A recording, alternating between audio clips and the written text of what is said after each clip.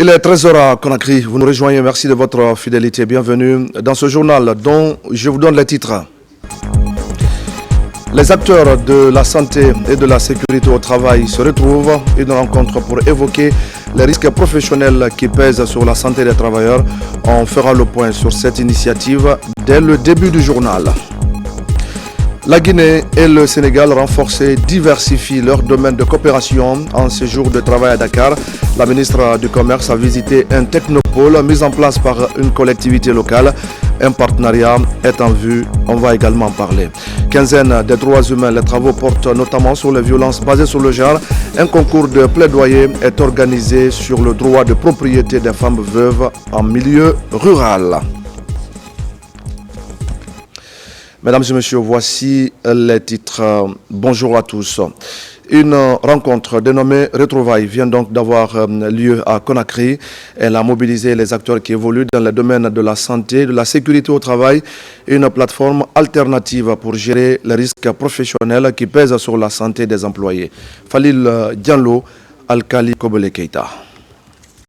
Santé, sécurité en milieu de travail, le concept regroupe les professionnels en la matière. Pour cette première édition, les acteurs entendent renforcer la promotion de la santé, de l'hygiène, de l'environnement. Nous avons eu l'honneur ici de regrouper plus de 740 professionnels de la santé, sécurité et de l'environnement dans notre pays. Quelque chose d'ailleurs que certaines personnes ne pouvaient pas croire que c'était réalisable. Donc nous avons une base de données ici de ces professionnels de la santé et sécurité qui exercent d'ailleurs leur métier dans les plus grandes entreprises minières et de construction dans notre pays. Ces professionnels vont très bientôt contribuer à l'épanouissement et au développement et accompagner ici l'État dans toutes ses actions. C'est une rencontre de réseautage qui s'inscrit dans une dynamique de bâtir un environnement durable pour les professionnels de la santé. Plusieurs sujets ont été débattus par les panélistes. L'idée d'accompagner le gouvernement guinéen dans l'élaboration des lois et normes en matière de santé, sécurité et environnement. C'est un milieu qui est très riche, avec des partages aussi qui sont très intéressants. C'est des professionnels de la sécurité et santé au travail qui ont décidé de se réunir pour discuter des différentes thématiques, mais surtout de pouvoir examiner tout ce qui peut être mis en œuvre pour améliorer les conditions de sécurité et santé au travail au sein des entreprises. Ce programme, dénommé Retrouvailles, se veut une plateforme de mobilisation des professionnels de la santé et sécurité en Guinée. Il ambitionne de contribuer de façon efficace à l'excellence pour une opérationnalisation du tissu industriel afin qu'elle devienne référentielle en Guinée à l'horizon 2030. Et puis après des mois de collecte dans 30 communes de convergence, l'analyse approfondie du genre dans le domaine de la vaccination vient d'être présentée aux parties prenantes. Dans ce document d'une trentaine de pages aujourd'hui disponible, plusieurs points positifs sont répertoriés pour aider les acteurs en charge de la vaccination à toucher les populations cibles. Tierno Maroufba. L'analyse approfondie du genre dans le domaine de la santé relative à la vaccination vient d'être réalisée dans 30 communes de convergence en Guinée. Cette étude première du genre est une réflexion du ministère de la Santé, de la promotion féminine et des partenaires comme UNICEF et Gavi. Son objectif principal était d'examiner comme les rôles de genre, les normes sociales et les politiques influencent l'accès et l'acceptation des services de vaccination. Après des mois de collecte de données dans ces communes, cette analyse a été présentée à l'ensemble des parties prenantes. Dans ces 30 communes de convergence, sur les 40 que compte la Guinée, nous avons interviewé 1112 ménages, c'est-à-dire familles. Et les résultats qui sont sortis est que les femmes sont les responsables même de la santé, que ce soit d'elles-mêmes, que ce soit de leur famille. Les résultats de cette analyse représentent un outil d'orientation des interventions des acteurs de la vaccination. L'analyse est inscrite comme une feuille de route pour la réduction des disparités et renforcer la couverture vaccinale et aussi encourager une participation active et équitable des femmes et des hommes dans la vaccination des enfants. Monsieur le ministre de la Santé et de l'Hygiène publique, d'abord a commencé par intégrer l'initiative vaccinale. Et après, on ne peut pas parler de vaccin ou d'un système de vaccination sans pour autant savoir quels sont les liens, les obstacles liés au genre, les obstacles en général. Donc c'est la raison pour laquelle nous nous sommes donné cette perspective de faire une évaluation et pour savoir où se trouvent les goulots d'étranglement. Cette analyse approfondie du genre est donc un outil précieux. Il nous indique où et comment agir pour que chaque famille, chaque enfant puisse accéder aux services vitaux de vaccination sans distinction ni exclusion. À la restitution de cette analyse, des recommandations ont été formulées allant dans le sens du renforcement des capacités d'autonomisation des femmes, mères et futures mères, en termes de moyens de leur implication et de connaissances liées à la vaccination. Santé toujours avec le lancement du projet Success. Il vise à dépister des lésions précancéreuses du col de l'utérus par le test HPV. Plus de 1500 femmes en Guinée sont touchées par cette campagne. Soltis et Expertise France sont les partenaires qui aident à la mise en œuvre de ce projet. Adia Toubari. Lutte contre le cancer du col de l'utérus, la Guinée veut expérimenter le dépistage des lésions précancéreuses. Une avancée majeure qui passe par le test HPV. Et les femmes vivant avec le VIH sont les principales cibles du projet Success. On sait aussi que le cancer du col de l'utérus, le risque est multiplié par 6 chez une femme infectée par le VIH. À travers le projet Success, nous avons désormais notre algorithme, l'algorithme du dépistage des lésions précancéreuses du col de l'utérus en Guinée, qui coïncide également au même jour à la validation du tracker national pour le dépistage du cancer du col de l'utérus. C'est une phase extrêmement capitale dans la réussite du projet. Kindia et Conakry sont visés par le projet Success, deux régions où 65% des femmes vont bénéficier d'un dépistage des lésions précancéreuses du col de l'utérus. Des approches innovantes seront mises en avant. Ce projet va aller un peu plus loin en instaurant dans la communauté ce que nous appelons l'auto-prélèvement des femmes. Ça veut dire que les femmes ne seront pas obligées d'aller dans les structures de santé pour se faire prélever, mais elles les feront elles-mêmes dans leur communauté. Le ministère de la Santé et de l'Hygiène publique félicite une fois de plus le PNLCC pour tous les efforts accomplis malgré d'énormes difficultés. Je fais ici la promesse au nom de Monsieur le ministre de la Santé et de l'Hygiène publique que des difficultés telles que le siège, le cadre organique, le budget de fonctionnement et la logistique roulante seront bientôt des souvenirs lointains. Ce projet est prévu pour une durée de 26 mois. Déjà, un pool de biologistes et de cliniciens sont formés sur le test HPV. Progressivement, les kits de dépistage atterrissent sur les sites identifiés grâce à la collaboration entre Expertise France et Soltis Guinée. En plus bref, à présent, lancement tout à l'heure de la télévision numérique pour tous, la TNT. C'était ce matin ici à la RTG. L'initiative est portée par le gouvernement guinéen à travers le ministère de l'Information et de la Communication. Il doit, ce projet, faciliter l'accès au programme de télévision à tous les Guinéens. Et c'est donc le Premier ministre chef de gouvernement qui a présidé cette cérémonie de lancement officiel de la TNT sur laquelle nous reviendrons dans nos prochaines éditions d'information. Remise à niveau de plusieurs jeunes porteurs de projets ici à Conakry. Il s'agit de les outiller sur la réinsertion socio-professionnelle et le leadership. C'est une initiative du Fonds national pour l'insertion des jeunes. Alpha Isiagaba. La remise de ces attestations marque la fin d'une formation de ces jeunes filles et femmes. C'est une remise à niveau en informatique assurée par le Fonds national pour l'insertion des jeunes, FONIJ. Le programme Nexus est un programme d'élite qui accompagne les jeunes filles et garçons qui sont détectés pour leur talent dans le domaine de l'entrepreneuriat, qui font des choses extraordinaires dans le secteur entrepreneurial et qui, bon an, mal an, avec les difficultés qu'on connaît sur le marché, s'efforcent quand même et qui ont besoin d'être appuyés techniquement. La formation en informatique devrait permettre à ces jeunes filles et femmes de renforcer leurs capacités opérationnelles dans les nouvelles technologies de l'information et de la communication, toutes choses qui devraient faciliter leur insertion socio-professionnelle. Le programme Nexus Police du service informatique aujourd'hui a décidé de décerner les attestations avec le soutien de M. le ministre de la Jeunesse et des Sports aux 20 jeunes filles qui étaient avec nous depuis quelques semaines et qui ont suivi des cours sur à la fois l'agriculture, l'entrepreneuriat dans le domaine agricole, le marketing digital et qui, j'estime, pourront désormais avoir un impact considérable sur les autres jeunes et qui pourront désormais être beaucoup plus efficaces à la tête de leurs entreprises. Le Fonds national pour l'insertion des jeunes FONIJ entend poursuivre le programme Nexus dans le but d'impacter plus de jeunes porteurs de projets. Et puis je le disais tout à l'heure, au sommaire, la foire internationale de Dakar vient de baisser ses rideaux. La ministre guinéenne du Commerce a profité de ses activités pour s'enquérir du modèle sénégalais en matière de développement. La mission a visité un agropole mis en place par une collectivité locale.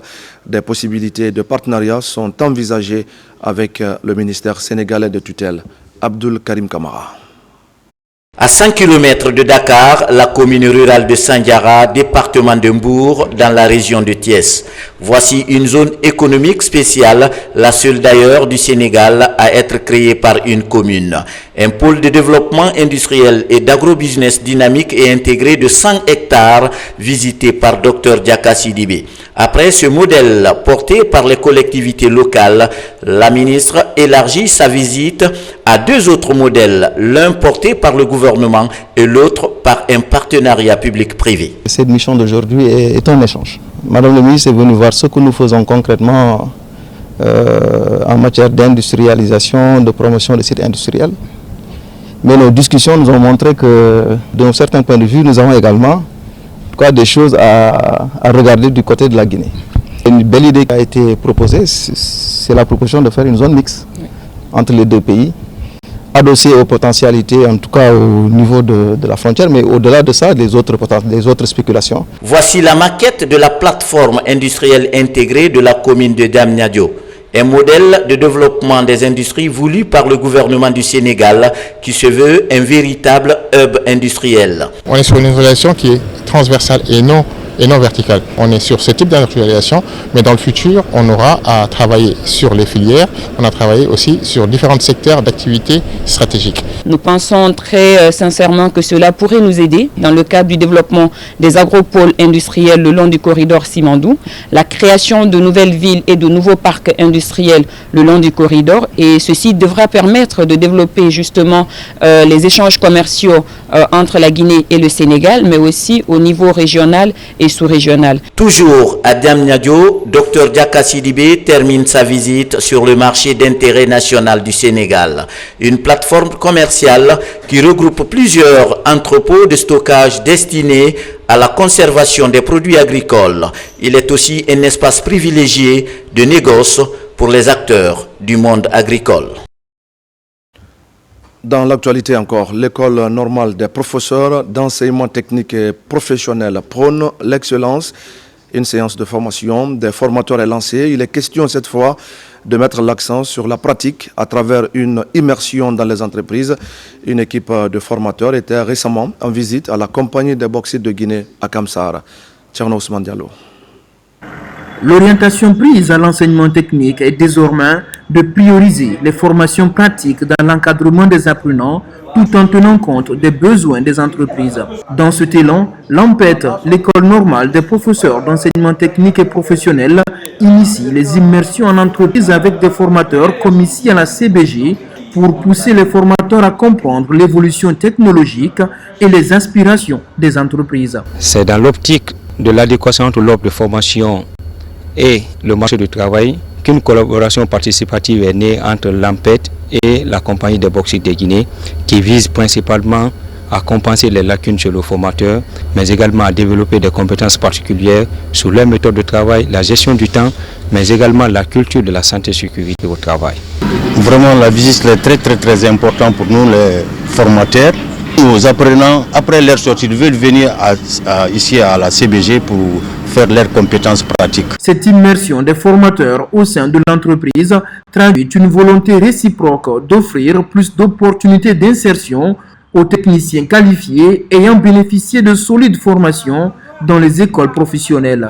Madame la ministre, lorsqu'elle est arrivée, a voulu impulser un approfondissement des pratiques, une évolution des pratiques de perfectionnement de nos formateurs vers beaucoup plus de contact auprès des industries, parce que nous formons pour l'industrie, pour les entreprises. Venir aujourd'hui s'imprégner de ce qui se passe dans nos installations permet à ces enseignants de former et très bien dans les métiers de l'industrie minière et nous sommes très fiers pour ça. Avant la CBJ à Kamsar, l'AMPET avait organisé une immersion dans l'usine de meubles de Marifala à Maferia pour affiner la formation en menuiserie. Ce programme va se poursuivre.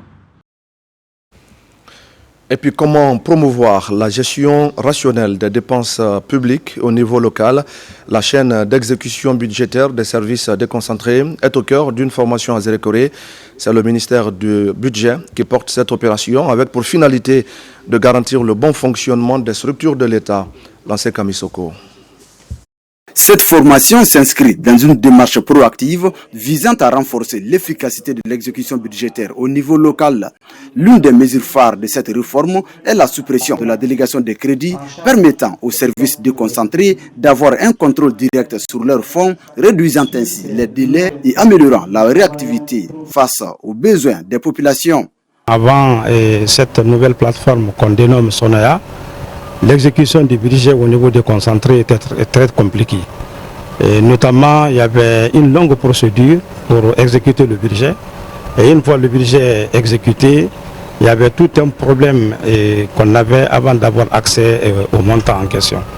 Mais avec la nouvelle plateforme, je crois que tout sera facilité désormais. Un tel système de dématérialisation de l'exécution des dépenses au niveau déconcentré est un sentiment de satisfaction pour nous et à travers le chef de l'État, nous remercions Monsieur le ministre du Budget pour cette initiative. Les participants se sont familiarisés aux différentes étapes de l'exécution de la dépense publique. La phase administrative qui couvre la planification, l'approbation et l'engagement des dépenses a été détaillée. Durant 3 jours, on va les apprendre des notions d'abord théoriques sur les procédures, les textes, le contrôle, la comptabilité. Et ensuite, ils vont avoir vraiment un exercice pratique. Il y a un kit informatique qui est mis à leur disposition. On avait une pratique d'exécution du budget qui était manuelle. Nous venons maintenant à la phase de digitalisation de l'exécution de ces dépenses publiques. C'est un ouf de soulagement pour nous. Surtout quand vous voyez le nombre d'instances de paiement souvent sur la table par rapport à tous ces tas-là. Avec l'implémentation de Sonoya et l'optimisation de la chaîne d'exécution budgétaire, les services déconcentrés pourront désormais mieux répondre aux attentes des citoyens et garantir une utilisation optimale des crédits publics. À Conakry, je le dis également au sommaire, la quinzaine des droits humains initiée par l'Union européenne se poursuit. Une attention particulière est accordée à la lutte contre les violences basées sur le genre et c'est justement dans cette perspective que les étudiants sont mis à contribution. Ils étaient nombreux à prendre part tout récemment aux activités du concours de plaidoirie sur la protection des droits de propriété des veuves en milieu rural. Abakar Diaby et Morlaï Souma. La promotion des droits de la couche féminine reste placée au cœur des actions de l'État guinéen et ses partenaires comme l'Union européenne. Pour mener à bien cette lutte conjointe, la contribution des jeunes étudiants du pays s'avère indispensable.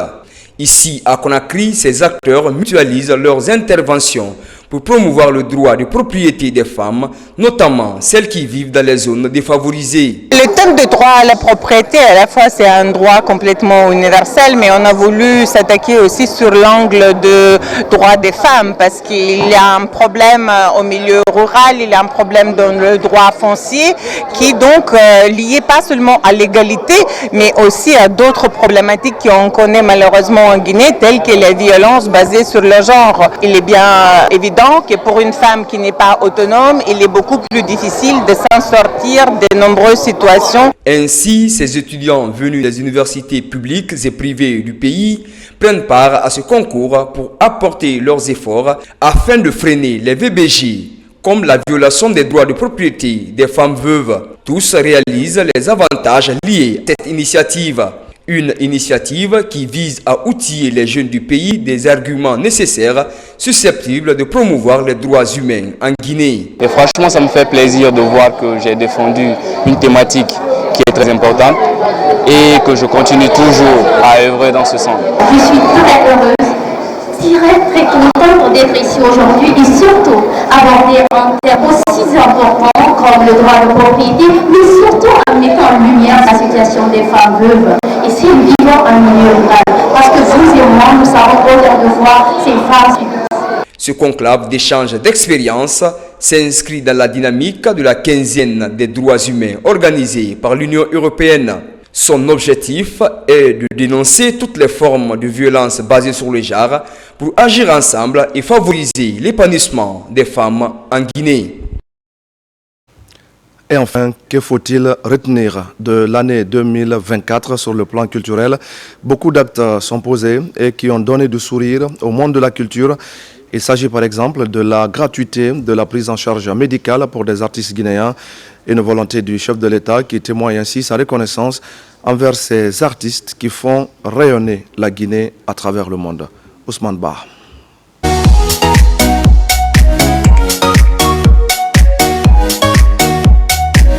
« 2024 aura été une année mémorable pour les artistes. Celle au cours de laquelle le monde de la culture est gratifié de la prise en charge médicale. Depuis l'annonce de la nouvelle, ils sont plusieurs icônes de la première génération d'artistes à recevoir leur passeport sanitaire. L'acte leur donne le droit de se faire consulter et de s'approvisionner en médicaments dans les structures sanitaires et des pharmacies bien indiquées. Cet acte social du chef de l'État en faveur des artistes a suscité de vives émotions chez les bénéficiaires, des artistes longtemps oubliés malgré leur contribution au rayonnement de la culture guinéenne. Si on dit 100% pour nous qui sommes ici réunis, je vous dire que ça n'a pas de prix. Donc la refondation, ce que M. le Président de la République a tellement bien compris cette refondation, le général Mamadi Doumbouya, qui lui inspire tous les jours davantage, parce qu'il n'a rien. Dès la réception des cartes, certains se sont directement rendus dans les structures sanitaires pour s'assurer de l'effectivité de la prise en charge. Ils se font consulter gratuitement. Après le diagnostic, capent dans les pharmacies pour s'approvisionner en médicaments. Au nom du BMB Agence nationale, nous remercions le CNR. Nous remercions le gouvernement. Nous félicitons vous qui gérez aujourd'hui la culture, parce que ça émane de vous. Par la grâce de Dieu, tout ce qu'on peut offrir à un être humain, c'est la santé. Tu me donnes la santé, tu m'as tout donné. Doumbouya et Barikaï Kotoum. La carte de prise en charge donne aussi le droit aux artistes malades d'être évacués si nécessaire à l'étranger. Un montant est aussi destiné au cas d'accident ou de décès de tout détenteur de la carte sanitaire.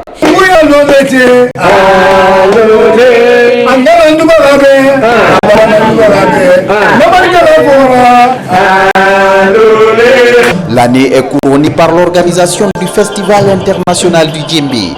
Un événement qui a mobilisé des festivaliers de 15 pays avec à la clé le partage d'expériences.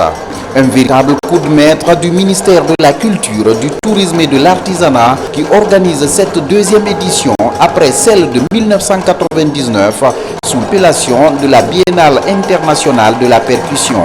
La renaissance de ce festival marque le retour de la culture guinéenne sur la scène internationale.